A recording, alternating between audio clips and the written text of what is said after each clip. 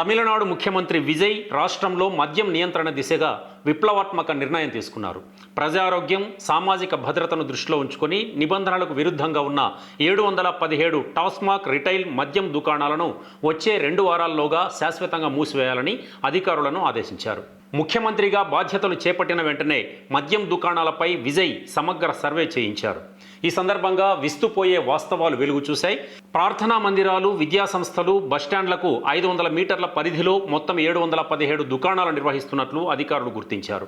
ఇందులో 276 మద్యం దుకాణాలు ఆలయాల సమీపంలోనూ, 186 షాపులు పాఠశాలల వద్ద, 255 షాపులు బస్టాండ్ల పరిసరాల్లో ఉండడంతో వాటిని తక్షణమే తొలగించాలని సీఎం ఆదేశించారు. పాఠశాలలు, కళాశాలల సమీపంలో మద్యం విక్రయాల వల్ల విద్యార్థులపై పడుతున్న ప్రతికూల ప్రభావం పట్ల తల్లిదండ్రులు, మహిళా సంఘాలు ఎప్పటినుంచో ఆందోళన వ్యక్తం చేస్తున్నాయి. భక్తులకు, ప్రయాణికులకు కలుగుతున్న అసౌకర్యాన్ని పరిగణనలోకి తీసుకుని ప్రభుత్వం తీసుకున్న ఈ నిర్ణయంపై రాష్ట్ర వ్యాప్తంగా ప్రశంసలు వెల్లువెత్తుతున్నాయి. ఇది సామాజిక శాంతికి బాటలు వేస్తుందని విశ్లేషకులు భావిస్తున్నారు. టీవీకే మేనిఫెస్టోలో ప్రకటించిన డ్రగ్ ఫ్రీ తమిళనాడు లక్ష్యం దిశగా విజయ్ కీలక అడుగులు వేశారు.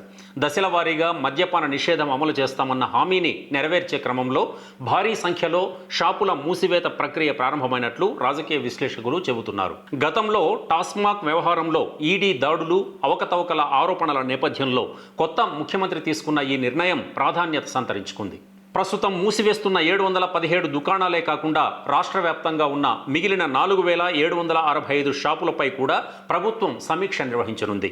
ప్రజా వ్యతిరేకత ఎక్కువగా ఉన్న ప్రాంతాల్లో దుకాణాల సంఖ్యను మరింత తగ్గించే దిశగా ప్రభుత్వం యోచిస్తోంది. ప్రభుత్వ ఖజానాకు మద్యం ద్వారా భారీ ఆదాయం వస్తున్నప్పటికీ ప్రజా సంక్షేమమే పరమావధిగా సీఎం విజయ్ తీసుకున్న ఈ నిర్ణయం ఇప్పుడు దేశవ్యాప్తంగా చర్చనీయాంశమైంది.